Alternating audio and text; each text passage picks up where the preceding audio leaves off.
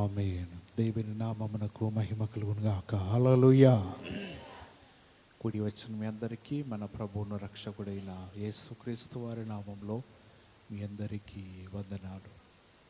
దేవుడు మనలందరినీ కూడా గత నెలంతా కాపాడి ఈ జూన్ నెల ఈ మొదటి దినమున దేవుని సన్నిధిలో మనందరం ఉండటానికి, దేవుని వాక్యము ఆలకించడానికి దేవుడు మనకు చక్కటి కృపనిచ్చి ఉన్నాడు. ఘనత మహిమ ప్రభావములు ఆయనకే కలుగును గాక. మంచిది, దేవుని వాక్యంలోకి వెళ్ళిపోదాం. ప్రతి ఒక్కరు బైబిల్ గ్రంథాలు తెరిచినట్లయితే యోహాను రాసిన సువార్త 6వ అధ్యాయం, యోహాను రాసిన సువార్త 6వ అధ్యాయం 44వ వచనాన్ని చదువుకుందాం.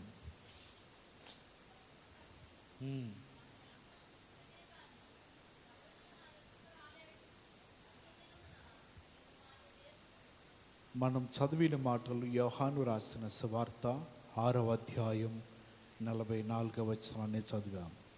ఇక్కడ ఈ విధంగా ఉన్నది: నన్ను పంపిన తండ్రి వానిని ఆకర్షించితేనే గాని ఎవడను నా యొద్దకు రాలేడు. అంత్యదినమున నేను వానిని లేపుదును. ఈరోజు మనం నేర్చుకునే మాట ఏంటిదంటే ఆకర్షణ.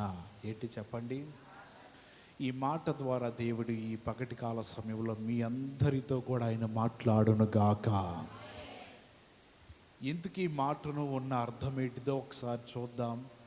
దేని వలన తండ్రి ఆకర్షించితేనే మీరు నా యొద్దకు వస్తారు, అంత్యదినమునే లేపుతాను అని ఎందుకు మాట్లాడుతున్నాడు? ఈ లోకంలో ఆకర్షించాయి, మన జీవితాన్ని ఆకర్షించేవి చాలా ఉన్నాయి. ఈ లోకానికి క్రైస్తవులైన వారు ఆకర్షితులు కాకుండా దేవునికి, దేవుని వాక్యానికి మీరు ఆకర్షించబడాలంట. ఎప్పుడైతే మీరు ఆకర్షించబడతారో దానిని బట్టి దేవుడు తన రాకడ సమయంలో మిమ్ములను తనతో పాటు లేవనెత్తుతూ ఉంటాడు. ఈ మాట పలకటానికి కారణం ఏంటిదంటే, యేసు ప్రభువారు తన సేవా జీవితంలో అనేక ప్రాంతాలకి దేవుని సువార్త నిమిత్తమై ప్రయాణం చేస్తూ వెళుతూ ఉన్నాడు. ఇలాగ వెళుతూ ఉండగా ఒకానొక సమయంలో తాను పుట్టిన ఊరు వచ్చాడు. తాను ఎక్కడైతే పుట్టి పెరిగాడో ఆ ఊరికి వచ్చి ఈ మాటలన్నీ ప్రకటిస్తూ, నేను పరలోకం నుంచి పంపబడి ఉన్నా, ఆయన పంపించడం ద్వారా నేను ఈ లోకానికి వచ్చాను అని తన గురించి తాను చెబుతూ ఉన్నాడు. మనం పుట్టిన ఊరిలో మనకి స్వేచ్ఛ ఉంటుంది, చనువు ఉంటుంది, అలాగే స్నేహబంధం ఉంటుంది, బంధుత్వము కూడా ఉంటుంది. మనం పుట్టిన ఊరిలో కొన్నిసార్లు ఎప్పుడన్నా మీరు ఎక్కడైతే పుట్టారో, ఎక్కడ పెరిగారో ఆ ఊరికి వెళ్ళారనుకోండి, ఏరా ఒరే అనుకుంటూ ఉంటారు, చనువుగా ఉంటారు, సరదాగా ఉంటారు, నవ్వుతూ ఉంటారు. అంతేగాని పుట్టిన ఊరిలో గారులు అంటాం, సార్లు అంటాం, ఇటువంటి చేయరు. ఎందుకంటే నువ్వు సొంత ఊరు వెళ్ళావు కాబట్టి అక్కడ పిలుపులు, పలుకులు అన్నీ కూడా మాట్లాడే విధానం అంతా కూడా మనోడేగా అన్నట్లుగా మాట్లాడుతుంటారు. యేసు ప్రభువారు కూడా అక్కడికి వెళ్ళి తన గురించి తాను చెప్తుంటే అక్కడ వారందరూ కూడా వారిలో వారు సనుక్కోవటం ప్రారంభించారు. ఏమని? ఈయన యోసేపు కుమారుడు కాదా? ఈయన తల్లిదండ్రులు మనకు తెలిసిన వారే కదా, మనం ఎరిగిన వారమే కదా, ఈయనేంటివన్నీ పరలోకం నుంచి దిగి వచ్చానంటాడు. ఆయన పుట్టినూరులో ప్రజలందరూ కూడా ఈయన యేసు ప్రభు వారికి ఆకర్షితులు కాలేకపోతున్నారు. వారి మధ్యన ఉన్నది ఏంటిదంటే, యేసు ప్రభు వారు పుట్టారు, వారి మధ్యనే పెరిగారు, వారి మధ్యనే తిరిగారు, ప్రజల మధ్యనే జీవించాడు కాదంట్లా. కానీ యేసు ప్రభు వారు ఆ సమయానికి తండ్రి యొద్ద నుంచి గొప్ప అధికారాలు పొందుకున్నాడు. స్వస్థపరచుడయందును, మరణమును తప్పించుడయందును, అపవాదిని గద్దించుడయందును సమస్త అధికారాలు పొందుకున్న తర్వాత వీడు మనోడే కదా, మన మధ్యనే తిరిగాడు కదా అన్న స్వభావాన్ని ఇంకా వీరు తొలగించుకోలేకపోతున్నారండి. అందుని బట్టి దేవుడు ఆ ప్రాంతంలో ఎక్కువ అద్భుతాలు చేయలే. కారణం ఏంటిదంటే ఆయనను సృష్టికర్తగా వారు గుర్తించలేకపోతున్నారు. పరలోకం నుంచి దిగి వచ్చిన యేసు అని గుర్తించలేకపోతున్నారు. ఈయన మనకి బోధకుడు, తండ్రి చేత పంపబడినవాడు, పరిశుద్ధాత్మ దేవుని చేత ఈ లోకానికి వచ్చాడు అని వారు నమ్మలేకపోతున్నారు. వారు నమ్ముతున్నది ఏంటిదంటే యోసేపు కుమారుడని. వీరి తల్లిదండ్రులు మనకు తెలిసిన వారే, మనకు పరిచయస్తులే. ఇటువంటి మాటలు మాట్లాడుతుంటే ఆయన అంటున్నాడు కదా, మీరు ఎవరైతే తండ్రి చేత ఆకర్షించబడతారో వారందరూ అప్పుడు నా యొద్దకు వస్తారు. దేవుని యొద్దకు, యేసు ప్రభువారి యొద్దకు రావటానికి వారికి వీరికి మధ్యలో ఉన్నది ఏంటంటే వీడు మనోడు. ఈ మాట యేసు ప్రభువారి దగ్గరికి వారిని రానియట్లేదండి. వాళ్ళు చెప్తున్న మాటలు కూడా వీరు ఆలకించట్లా. ఎందుకంటే మనవరోడే కదా, మనకు తెలిసిన వాడే కదా, యోసేపు కుమారుడే కదా అంటున్నారే. కానీ ఆయన చెప్తున్న దాంట్లో మర్మములు ఉన్నాయి, ఆయన చెప్తున్న దాంట్లో సత్యం ఉన్నది. ఆయన నిజంగా పరలోకం నుంచి మన వలె, మన రూపంలో ఆయన లోకానికి వచ్చాడు. ఆయన మన ముందు పెరగవచ్చు, మన ముందే తిరగవచ్చు, అన్నిటిని మన ముందే చేయవచ్చు. కానీ ఇప్పటికి వచ్చేసరికి యేసు ప్రభువారు తండ్రి యొద్ద నుంచి గొప్ప అధికారాలు ఉన్నాడు. కాబట్టి మనం ఆయన దగ్గరికి వెళదాం, ఆయన మాటలు విందాం, ఆయన మాటలకి మనం ఆకర్షించబడదాం అన్న ఆలోచన వీరికి రావట్లేదు. యేసు ప్రభువారికి వీరికి మధ్యలో ఉన్న ఈ చనువును బట్టండి వారు భక్తిహీనులైపోతున్నారు. మీరు రండి నా మాటలు వినండి అంటే వారు వినటల్లా. మనోడే కదా అంటున్నాడు. నేను పరలోకం నుంచి పంపబడి ఉన్నా. ఏం మాట్లాడుతున్నావు? నువ్వు పరలోకం నుంచి పంపబడతావేంటి? మీ తల్లిదండ్రులు మాకు తెలీదా? నీవు తెలీదా మాకు? చిన్నప్పటి నుంచి మా ముందే పెట్టి మా ముందే తిరిగినోడు కదా అని మాట్లాడుతున్నాడు. దేవుడు అంటున్నాడు, యేసు ప్రభువారు, నేను కాదు మిమ్మల్ని ఆకర్షించేది, నా తండ్రి మిమ్మల్ని ఆకర్షిస్తేనే మీరు నా యొద్దకు వస్తారు. నా యొద్దకు వస్తే నేను మరలా రెండవ రాకడలో వచ్చినప్పుడు అంత్యదినమున మిమ్మల్ని లేవనెత్తుతాను. మీరు నా యొద్దకు రాలేదనుకో, ఇంకా మనోడే కదా, మన బంధువే కదా, మా ముందే పెరిగిన వాడే కదా అని అనుకుంటే రెండవ రాకడలో వచ్చినప్పుడు నేను మిమ్మల్ని లేవనెత్తను. మీరు నా మీద కాదు విశ్వసించవలసింది, నేను చెప్తున్న మాటలు మీరు ఆలకించండి. మీరు నా మీద కాదు దృష్టి ఉంచవలసింది, గత చరిత్రల మీద కాదు నీ దృష్టి ఉంచవలసింది. ఇప్పుడు నేను ఏమై ఉన్నానో అది కేవలము దేవుని కృప వలన మాత్రమే. హల్లెలూయా. మీరు జీవితంలో అట్లా అనుకోవట్లేదండి. ఆయన తిరిగాడు, జీవించాడు కాదంట్లా. కానీ అతని హోదా, అతని స్థితి మారింది కదా. ఇప్పుడు పూర్వం ఉన్న స్థితి లేదు కదా. ఈ లోకంలో అందరికీ సువార్తను ప్రకటిస్తూ అనేక కార్యములు చేస్తూ ఒక విధంగా యేసు ప్రభువారు గాను, బోధకుడు గాను, తండ్రి చేత పంపబడిన ఒక మంచి స్థితిలో ఉండి దేవుని మాటలు ప్రకటిస్తూ ఉండగా వీరందరూ కూడా ఆయన్ని చులకనగా చూడటము, లేకపోతే అతన్ని తీసిపారేయటము, తేలిగ్గా మాట్లాడటము, ఇటువంటివన్నీ చేస్తూ ఉన్నారు. ఇలాగ చేయటం వలన వారు ఎన్నడూ కూడా దేవుని వాక్యానికి ఆకర్షితులు కారు. యేసు ప్రభువారు పుట్టినవాడే, పెరిగినవాడే. దేవుని వాక్యము, దేవుని మాట అయితే నీవు పుట్టక ముందు నుంచే ఉంది. దేవుని మాటలు, ధర్మశాస్త్ర గ్రంథముల విషయాలైతే నువ్వు యేసుక్రీస్తు రక్తము చేత కడగక ముందే ఉన్నాయి దేవుని మాటలు. నువ్వు పుట్టిన తర్వాత కాదు వాక్యం వచ్చింది, నీవు రాకముందే వాక్యము దేవుని యొద్ద ఉన్నదంట. అటువంటి సమయంలో వీరందరూ కూడా ఆయన చెప్తున్న మాటల మీద కాదు, మనుషుల మీద దృష్టి పెడుతున్నారు, మనుషుల మీద తన మనసు నిలుపుతున్నారు. యేసు ప్రభువారు కదా అంటున్నారు. ధర్మశాస్త్రం ఎప్పుడు వచ్చింది? యేసు ప్రభువారు నీ కొరకు రక్తం ఎప్పుడు కార్చారు? నీ జీవితాన్ని ఎప్పుడు ఆయన తన వైపు త్రిప్పుకున్నారు? నువ్వు ఎప్పుడు ఆయన రక్తము చేత కడగబడి ఉన్నావు? దానిని మనం గమనించాలి. మన పుట్టుకతోనూ దేవుని వాక్యాన్ని మనం పోల్చుకోవటం కాదు, మన జీవితంలో గమనించవలసింది ఏంటిదంటే వాక్యము దేవుని యొద్ద ఉన్నది. దేవుడు నీకంటే ముందుగా, సృష్టి కంటే ముందుగా శూన్యములో ఉండగానే దేవుడు నీ కొరకు ఆయన తన రాజ్యంలో సింహాసనం వేసుకున్నాడు. హల్లెలూయా. అందరి బట్టి మనం తెలుసుకోవాల్సింది, ఆకర్షించబడవలసింది మనుషులు కాదండి, నీ ఎదుట ఉన్న పరిశుద్ధ గ్రంథానికి ఆకర్షించబడవలసింది ఈ లోకానికి కాదు, దేవుని యొక్క రాజ్యమునకు, ఆయన సింహాసనం మీద ఉన్న దేవునికి నువ్వు ఆకర్షించబడాలి.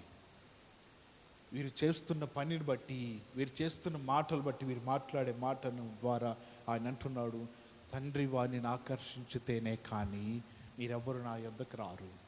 కారణము, మీలో ఒక బీజం, ఒక విత్తనం నాటబడింది. ఈయన మన యందే ఉన్నాడు కదా అని దాన్ని మీరు తొలగించుకొని, ఈయన మాటలో జీవం ఉన్నది, ఈయన మాటలో సత్యం ఉన్నది, ఈయన మాటలో మంచి మార్గం ఉన్నదని మీరు గమనిస్తే అంత్యదినమున నీవు విడిచిపెట్టవు. తనతో పాటు దేవుడు నిన్ను లేవనెత్తుతాడు. ఈ లోకంలో మన జీవితాలు దేని నిమిత్తమై మనం ఆకర్షించబడుతున్నాం?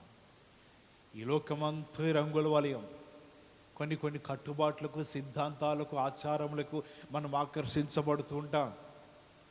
వీటిని ఆకర్షించబడుట వలన అంత్యదినమున నీవు లేపబడతావో విడిచిపెట్టబడతావో అది దేవుని ఇష్టమై ఉన్నది.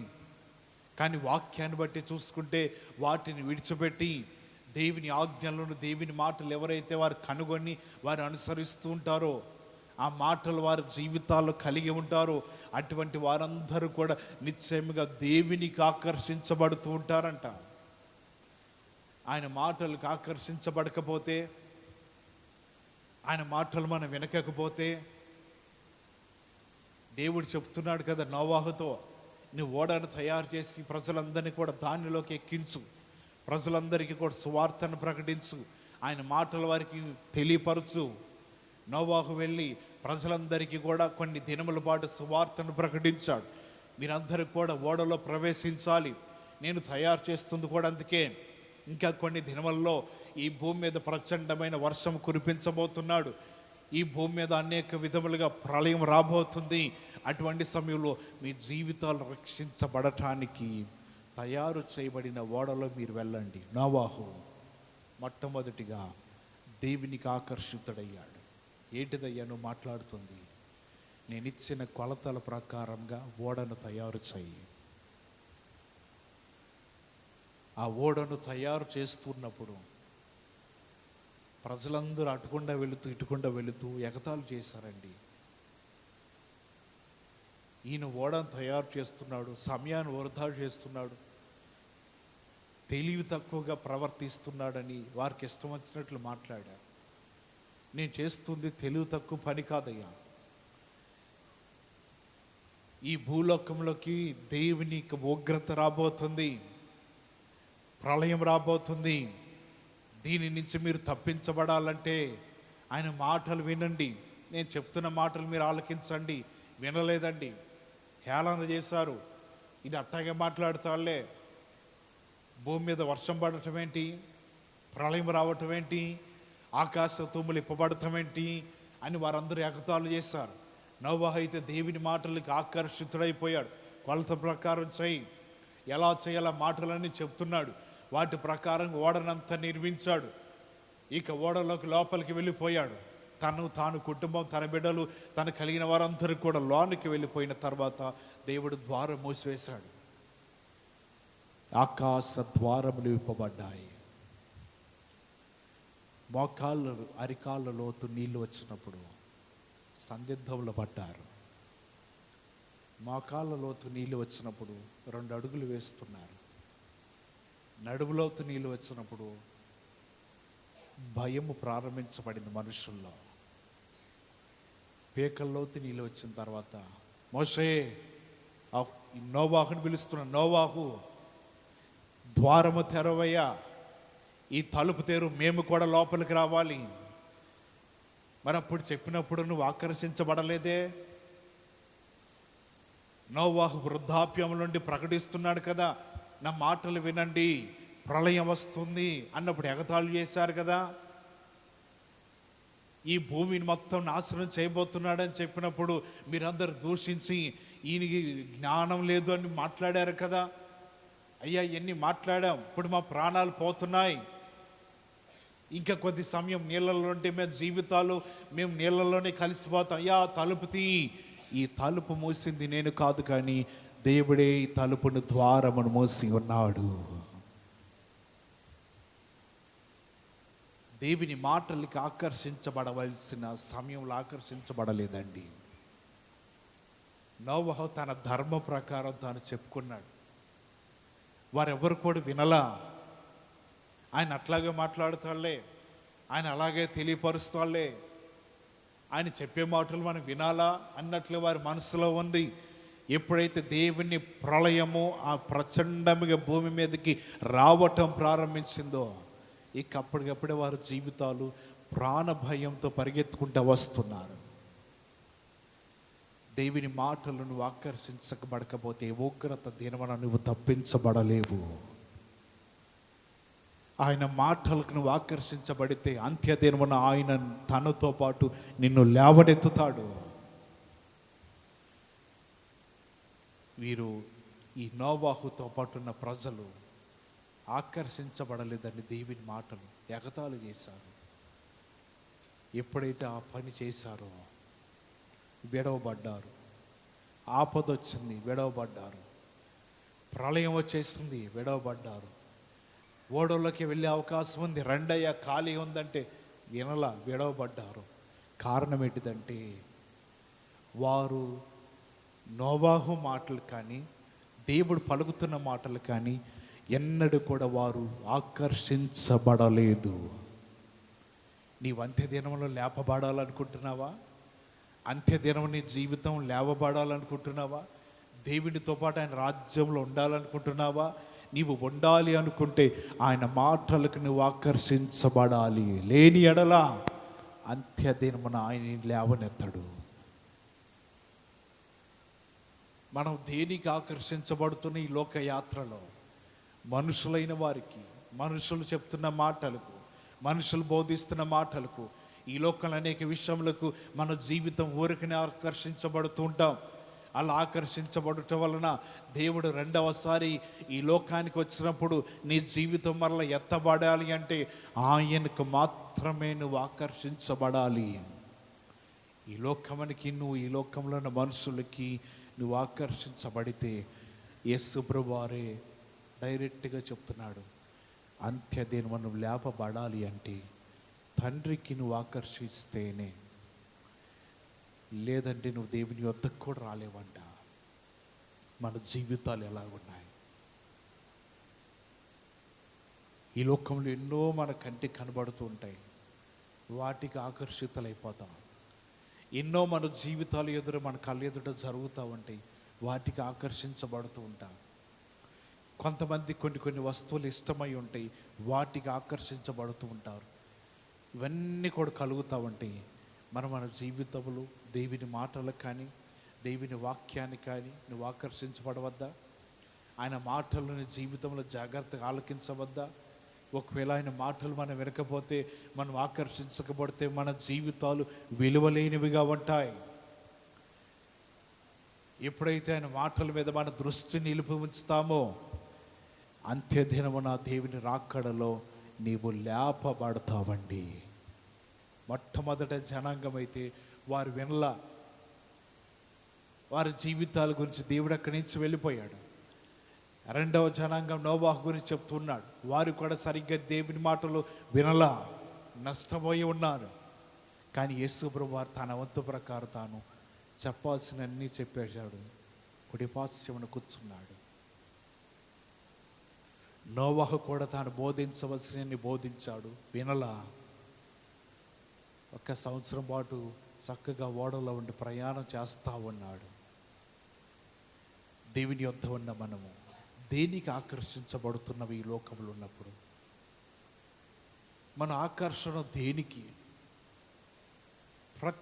ప్రతి దానికి ఒక సమయం ఉంటుందండి. పూర్తిగా ఒకదానికే మనం ఆకర్షించబడకూడదు. ప్రతి దానికి ఒక సమయం దేవుడు కేటాయించాడు. మనం దేనికి మరి ఆకర్షించబడుతున్నాం? ఈ లోకంలో ఉండాలి. కొంతమంది ఆకర్షితులైపోతూ ఉంటారు, కొంతమంది టీవీలకు ఆకర్షించబడుతూ ఉంటారు. అది లేకపోతే వారి జీవన విధానమే లేదన్నట్లు వారి జీవితాలు ఉంటాయి. ఇంకా కొంతమంది వారి చేతుల్లో ఉంటాయి కదండి, ఇక పేరు పెట్టి చెప్పసలు, వాటికి ఆకర్షించబడుతూ ఉంటారు. ఒకవేళ అది ఉన్నా లేకపోయినా పర్లేదు, కానీ దాంట్లో డేటా అనేది ఒకటి ఉండాలండి. అది లేకపోతే నిద్ర పట్టదు, ఆకర్షించబడుతూ ఉంటారు. ఈ రాత్రే అయిపోతుందంటే పడుకోకముందే దాన్ని రీఛార్జ్ చేసుకుని రెడీగా ఉంచుతాం. ఎందుకంటే మళ్ళీ ఏమన్నా ఈ సోషల్ సర్వీసులు ఏమైనా ఆగిపోతాయేమో భయం. ముందుగానే మనం అలర్ట్గా ఉంటాం. ఎప్పుడైపోతుంది, దీన్ని జాగ్రత్తగా రీఛార్జ్ చేసుకోవాలి. ఇది ఒక ఆకర్షణ.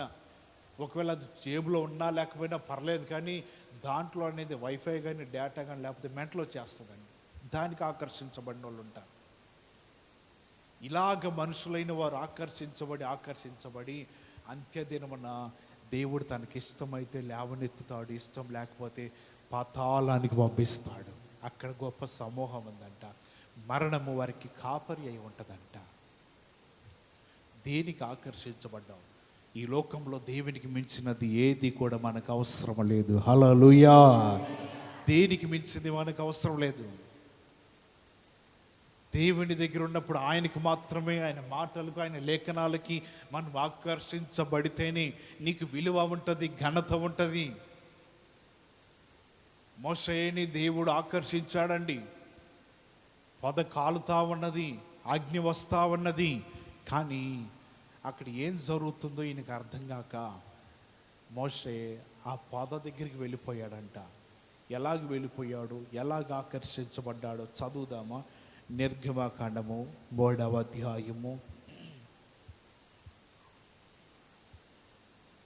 4వ వచనం చదువుదాం.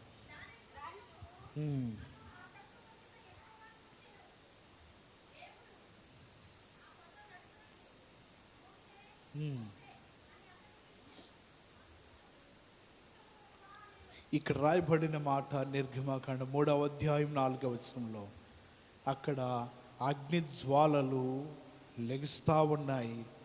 ఆ పొద మండుతుంది, కానీ ఆ పొద ఏమైపోలేదంట, కాలిపోలేదు. ఏది పొద తగలబెట్టినా, ఏ చెత్త కాల్చినా అది కొంత సమయానికి ఏమైపోద్దండి, బూడిదైపోతుంది.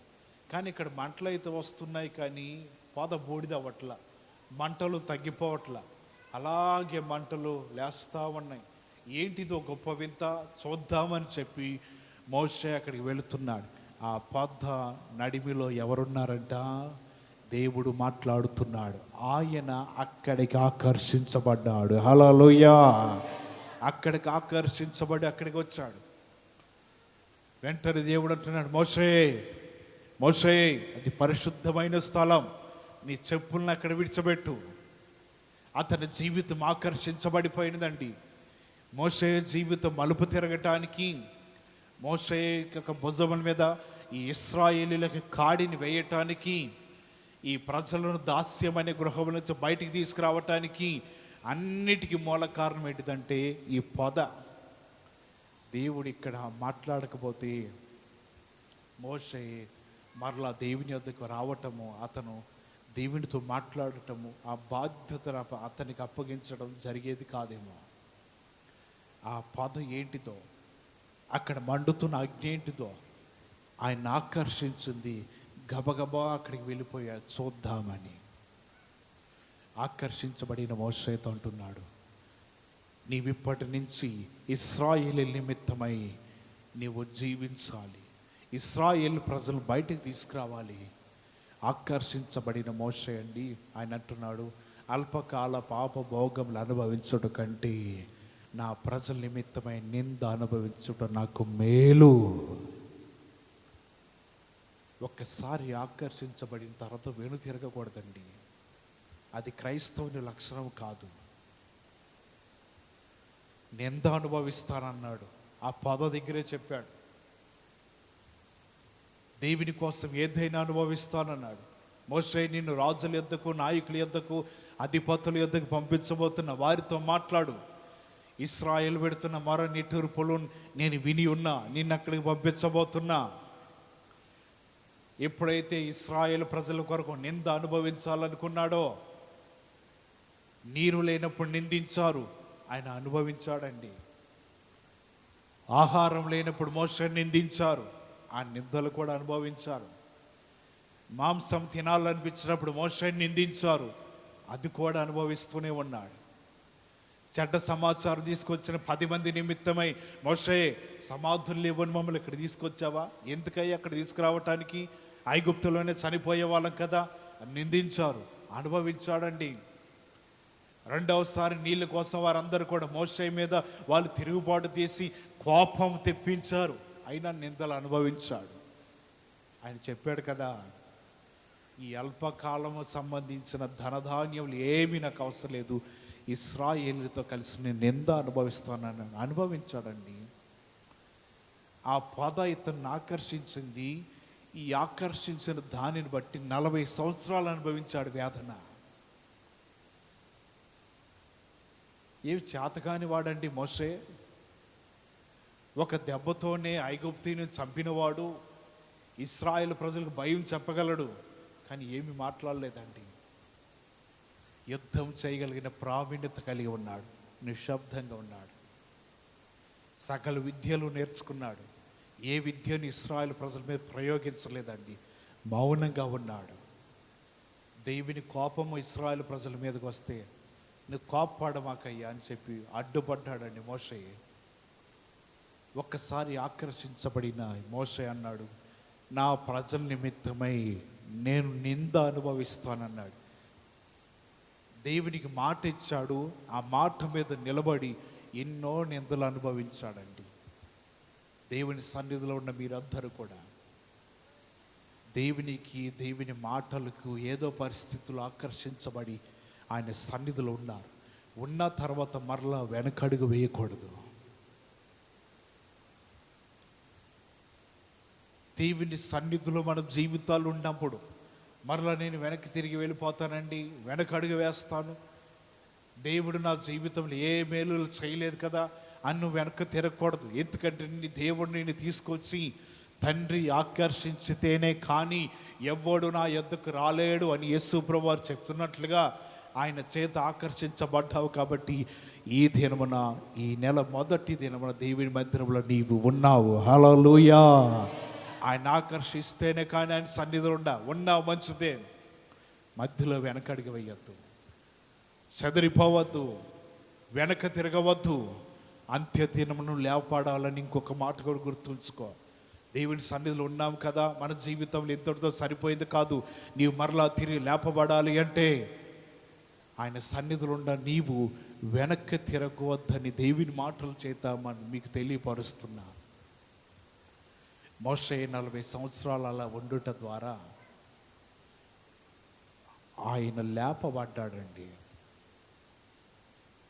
ప్రధాన దూత అయిన మికాయేలు అపవాదితో తర్కించి, అపవాదిని గద్దించి, యెహోవా నిన్ను గద్దించునుగాక అని చెప్పి, మోషే శరీరం మీద నీకు అధికారం లేదు, మోషే శరీరాన్ని లేవనెత్తుకుని వెళ్ళిపోయినదంట.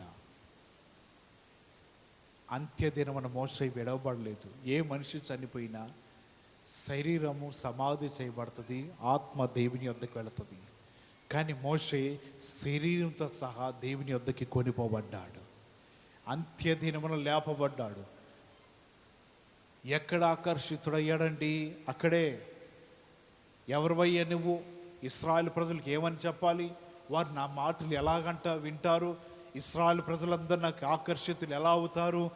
ఆయన అంటున్నాడు కదా, నేను ఉన్నవాడను. ఈ మాట చెప్పు, నేను ఉన్నవాడును అని చెప్తే ఇశ్రాయేలు ప్రజలందరూ మొదట కొద్దిగా విశ్వాసం ఉంచి నిదానంగా మోషేని నమ్మేశారండి.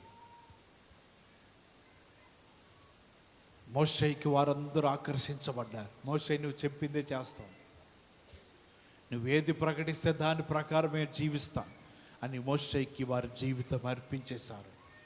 దేవుని మాటలు ఆలకిస్తున్నాయి. ఈ పగటి కాల సమయంలో నేర్చుకోవాల్సింది, దేవునికి నువ్వు ఆకర్షించబడితే మనం చదివిన లేఖనాల ప్రకారముగా నీ అంత్య దినమున ఆయనతో పాటు నీవు లేపబడతావు. హల్లెలూయా. నీవు అంత్య దినమున లేపబడాలి అంటే ఆయన మాటలు విను, ఆయన మాటలు ఆలకించు, దేవుని మాటలకు నువ్వు ఆకర్షించబడు. ఏది బోధిస్తున్నాడో ఎప్పుడైతే ఆయన మాటలన్నీ కూడా మనం వింటూ ఉంటామో అప్పుడే నువ్వు ఆకర్షించబడతావంట. ఈ లోకంలో మన జీవితాలు ఆకర్షించబడలేకపోతున్నాం దేవునికి. దేవుని వైపు మన మనసును నిలపలేకపోతున్నాం. దేవుని ఎదుట ఉండే మన జీవితాలు, ఆయన మాటలు చదవలేకపోతున్నాం, వాటిని నేర్చుకోలేకపోతున్నాం, ఆ మాటలకి మనం ఆకర్షించబడలేకపోతున్నాం. ఈ లోకంలో ప్రతిదానికి కూడా 1-2 సార్లు అలవాటైపోతే మనిషి దానికి ఆకర్షించబడిపోతాడండి. కానీ దేవునికి ఆకర్షించబడటానికి ఆలోచిస్తాడు. అసలు మార్గము ఆయనే, జీవం ఆయనే, సర్వము కూడా ఆయనే ఉన్నప్పుడు ఆయన ఎదుట మన జీవితాలు ఆకర్షించబడలేకపోతున్నావేమో. దేవుని మాటలు బట్టి నీ జీవితాన్ని మార్చుకో, నీ మనస్సును మార్చుకో, నీ హృదయాన్ని మార్చుకుని ఆయన ఎదుట నిలబడుతూ నీవేం చేయాలంటే దేవుని తండ్రి చేత నువ్వు ఆకర్షించబడుతూ ఆయన యొద్దకు వచ్చి నీవు నిలబడాలి. హల్లెలూయా. ఎవరైతే అలాగ రాగలుగుతూ ఉంటారో, దేవుని మాటలు నీతో మాట్లాడుతూ దేవుడు నిన్ను బలపరుస్తాడని వాక్య భాగంలోంచి మనం నేర్చుకుంటున్నాం.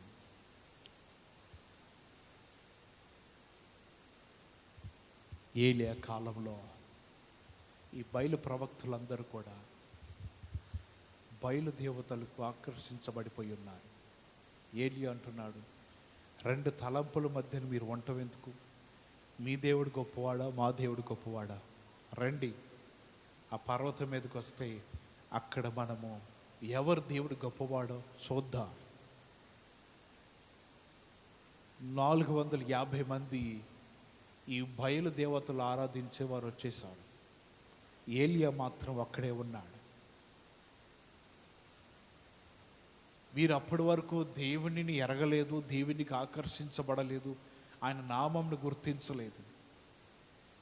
వీరు ప్రయత్నాలన్నీ వీరు చేశారు, కానీ వారు బయలుదేవత వారితో మాట్లాడలేదు, వారికి సమాధానం ఇవ్వాల. ఏలియా వచ్చి ప్రార్థన చేయగా సమాధానం దొరికింది. దేవుడు మాట్లాడాడు. ఆకాశం నుంచి అగ్ని దింపి ఆ మాంసమును, ఆ నీటి కందకములను, కట్టెలను సమస్తము కూడా అగ్నితో దహించి వేశాడంట. అక్కడ ఉన్న వారందరూ కూడా అప్పుడు అంటున్నారు కదా, నిజంగా యెహోవాయే దేవుడు, ఏలి ఆరాధిస్తున్న దేవుడే గొప్పవాడు, ఆయన తప్ప మరొక దేవుడు లేడు అని వారందరూ అంటున్నారు.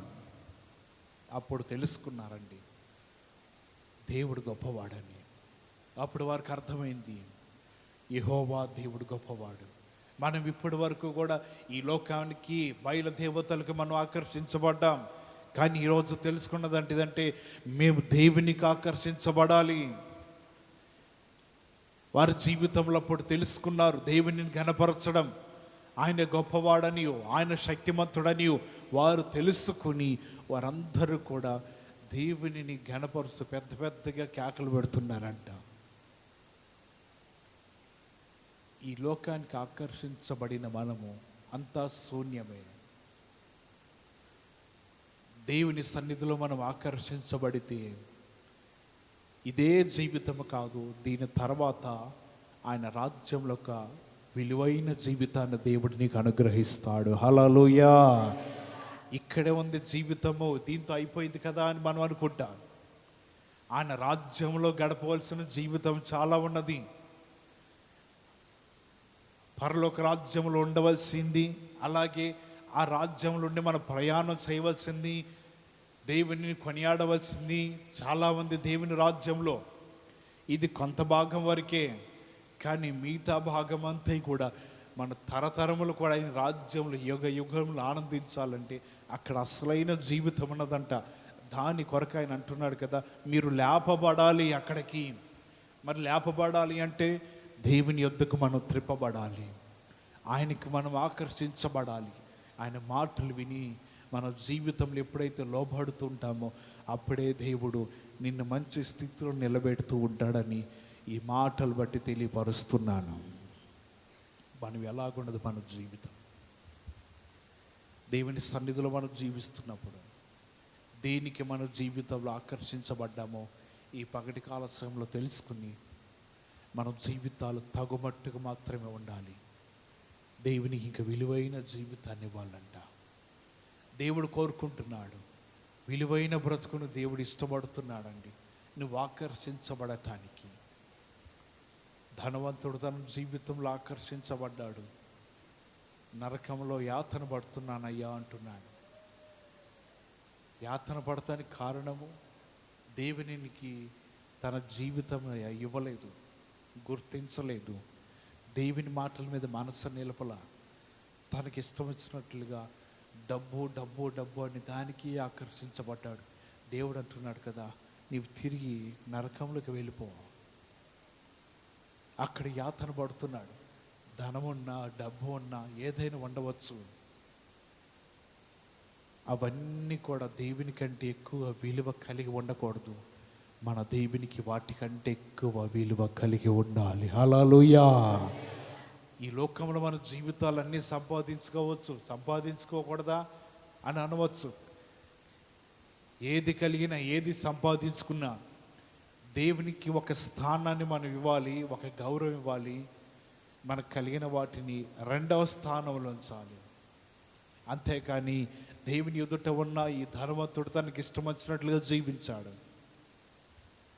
నరక యాతన పడుతున్నాడు, వేదన పడుతున్నాడు. అతని జీవితం దేవుని మర్చిపోయి దేవుని విడిచిపెట్టి ఆహారము ధనం అనుకుంటూ బ్రతికి అతను అలాగ జీవించడం వలన దేవుడు తన రాజ్యంలోకి అతను ఉంచడానికి ఇష్టపడలేదండి. ఎందుకంటే అది పరిశుద్ధమైన రాజ్యము, నీతిమంతులుండే రాజ్యము. అది ఎప్పుడు కూడా దేవుని వెలుగు చేత నింపబడి రాజ్యము. కొన్ని కోట్ల మంది దేవతల చేత పొగడబడుతున్న రాజ్యము. దానిలోకి వెళ్ళాలంటే మనకున్న అర్హతలు, మనకున్న ఈ భక్తి జీవితము సరిపోతుందో లేదో ఒకసారి మనం గమనించాలి. లేని సమయంలో దేవునికి మనం ఆకర్షించబడదాం. ఆయన మాటలు మనం జాగ్రత్తగా విందాం. ఆయన వైపు మనం త్రిప్పబడదాము. ఎవరైతే త్రిప్పబడుతుంటారో వారందరితో దేవుడు అంటున్నాడు కదా, నా రాకడ సమయంలో మీరు కూడా నాతో పాటు ఉంటారు. నా రాజ్యంలో మిమ్మల్ని అందరినీ కూడా నేను కొనిపోతాను. పరిశుద్ధులతో వచ్చినప్పుడు ఎవరైతే ఆయన వెలుగుకు, ఆయన మహిమకు ఆకర్షించబడ్డారో, రూపాంతర కొండ మీదకి యేసుప్రభువు వారు వెళ్ళినప్పుడు పేతురు, యోహానులు ఆయనతో పాటు శిష్యులు వెళ్ళారు. యేసుప్రభువు వారు రూపాంతరం చెంది అతని జీవితం మార్చబడినప్పుడు వారు అంటున్నారు కదయ్యా, నీకొకటి, మోషేకొకటి, ఏలియాకొకటి 3 పర్ణశాలలు కట్టమంటారా అని అడుగుతుంటే ఆకాశం నుంచి వచ్చిన మేఘం వారిని కమ్ముకుని, ఈయన నా ప్రియకుమారుడు, ఈయన మాట వినుడి అని రాయబడింది. ఆ మాటకి వారి జీవితాలు భయపడిపోయి బోర్ల పడిపోయి లేవలేకపోతున్నారు. దేవుని మహిమ ఆకర్షించడానికి వచ్చింది యేసుప్రభువు వారిని. మీరు ఆ మహిమతో సరిపెట్టుకుంటామంటున్నారు.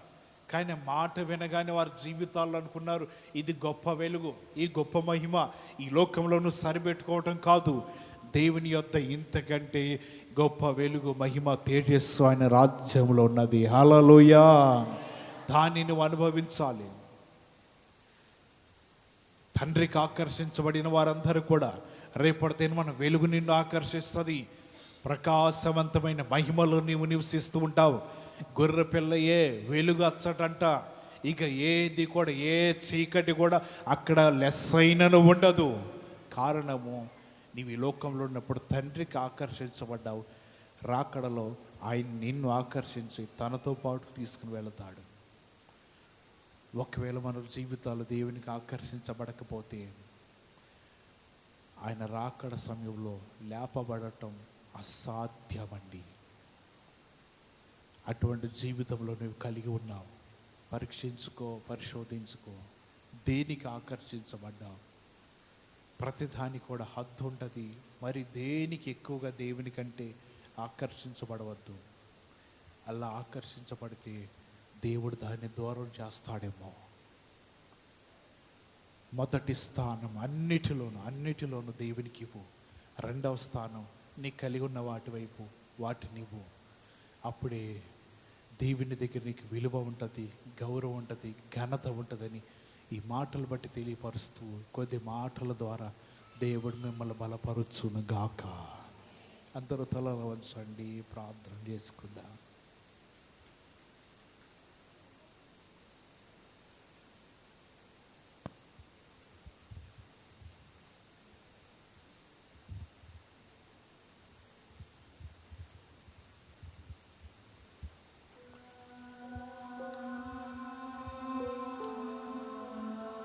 దేవుడు ఇంతవరకు నీతో మాట్లాడాడు కదా, ఒకసారి ఆ మాటలు జ్ఞాపకం తెచ్చుకుంటూ దేనికన్నా ఆకర్షించబడ్డావేమో అటువంటి తప్పులను సరిదిద్దుకోవడానికి ప్రయత్నించు.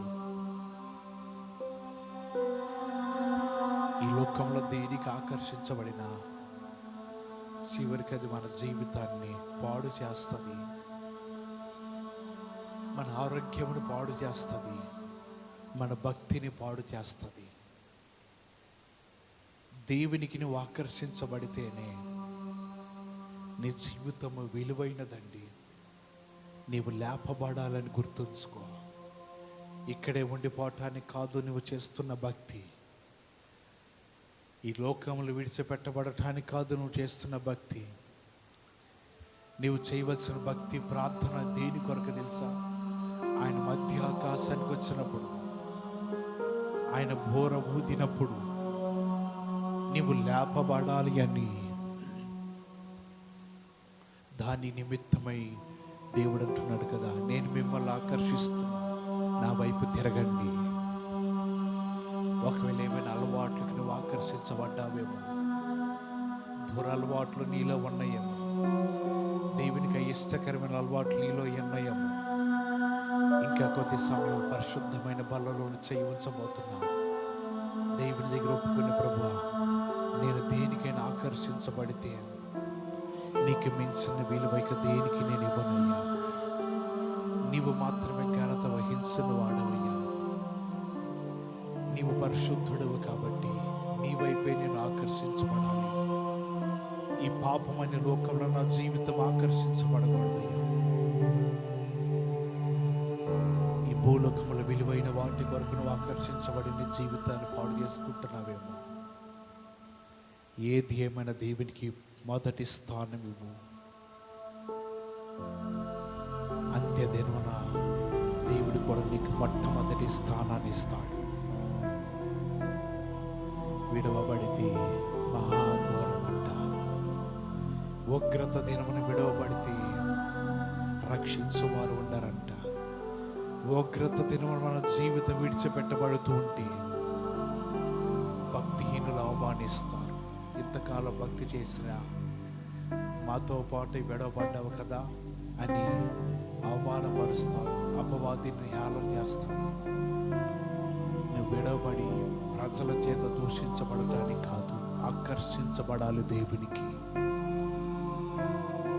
అప్పుడే దేవుడు నువ్వు కోరుకున్నది, నువ్వు అడిగినది, నువ్వు ఆశించినది అని ఇవ్వటానికి సిద్ధపడుతున్నాడు. ప్రార్థన చేసుకుందాం. విత్తబడిన మాటలు మనందరి జీవితంలో ఫలభరితంగా ఉన్నట్లుగా ఆత్మచేత ప్రేరేపణ కలిగిన వారు ఎవరైనా ఒకరు ప్రార్థన చేయండి.